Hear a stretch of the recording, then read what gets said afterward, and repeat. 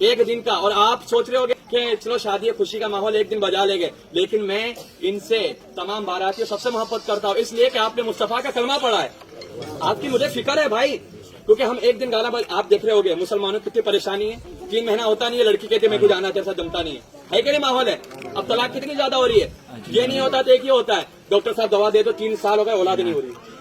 یہ مسئلہ بھی پھیل گیا ہے. اور کتنے لوگ کیا رہے مولانا کے پاس, مولانا تعویذ دے دو. کیوں کہتے ہیں کہ اولاد تو ہو گئی لیکن فرما بردار نہیں ہے, مارتی ہے. یہ وجہ کیا ہے؟ اولاد ہو رہی ہے تو نافرمان, یا تو اولاد ہو نہیں رہی ہے, یا تو بیوی ساتھ میں محبت ختم ہو جا رہی ہے, 3-4 مہینے کے بعد شادی طلاق ہو جا رہا ہے. اس کی وجہ کیا ہے؟ جو ہم ایک دن مصطفیٰ کی سنت کو ادا کرتے وقت گانا ڈی جے گانا ناچنا کودنا کرتے ہیں, اس کی نحوست کی وجہ سے شادی کے اندر جو برکتیں ہوتی ہے اسے اٹھا لیا جاتا ہے.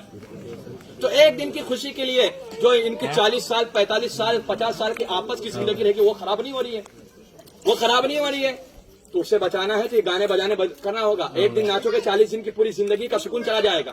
ایک دن ناچنے سے سنت رسول کے دائرے میں رہ کر شادی اور نکاح کرو گے تو 45 سال تک اللہ اس کے رسول آپ پر رحمتوں کی بارش عطا فرماتے ہیں. سبحان اللہ. تو 45 سال کی زندگی کو اگر اچھا بنانا ہے تو شادی کے اندر خرافات کو ختم کرنا ہوگا. کہنے کا مقصد یہ, میں سنت پڑھ رہا تھا, اتنے دور سے گانا بجا کہ دماغ ہل گیا پورا. تو یہاں پر خدا کی عبادت ہو رہی ہے, یہاں گانا بجتا ہے.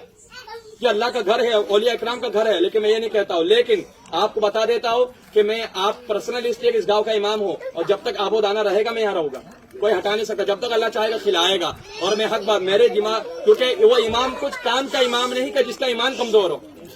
اگر کھڑے ہو کے نہیں بولتا تو میرے پیچھے لوگوں کی نمازیں نہیں ہوتی, کیونکہ یار غلط ہو رہا ہے اور امام بولا نہیں, تو میرے پیچھے نماز پڑھ کے کیا فائدہ. امام بزدل ہے, بزدل کے پیچھے نماز اور اس کی ابتدا کرنا جائز نہیں, حرام ہے. سمجھ رہے بات کو؟ تو کہنے کا مقصد یہ ہے, تو میں امام ہوں تو میں